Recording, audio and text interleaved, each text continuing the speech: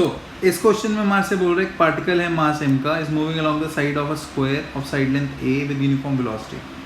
आपसे पूछा है कि इस पार्टिकल का angular momentum about O point कितना होगा, कौन सा इनकरेक्ट स्टेटमेंट है, ये हमारे से पूछा है इस क्वेश्चन में। तो देखा जाए तो अगर हम लोग एक स्क्वायर फ्रेम बना लेते हैं बेटा, ये पॉइंट O है और हमने एक स्क्वायर फ्रेम बनाया है इस तरीके से A B C D। जब पार्टिकल C से D के अलॉन्ग मूव कर रहा होगा और ये पोजीशन वेक्टर R दिया हुआ था हमारे पास, राइट, ये एंगल बन रहा था 45 डिग्री के बराबर। अगर हम लोग देखते हैं तो एंगुलर मोमेंटम का फॉर्मूला पढ़ा था हमने R क्रॉस P के बराबर।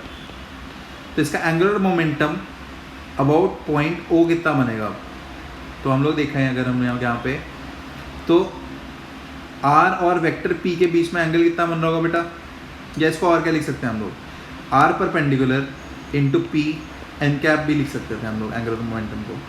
R परपेंडिकुलर कितना बनेगा इस केस में, अब R परपेंडिकुलर ये वाली जो साइड लेंथ आएगी ना हमारे पास, दिस वन,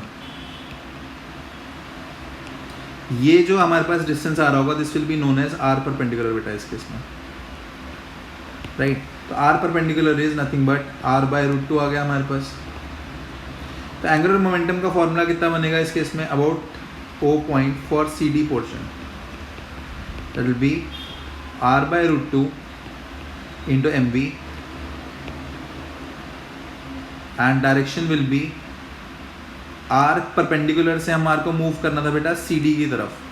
तो देखा जाए तो ये कहाँ पे जाएगा, ये जाएगा माइनस k कैप में।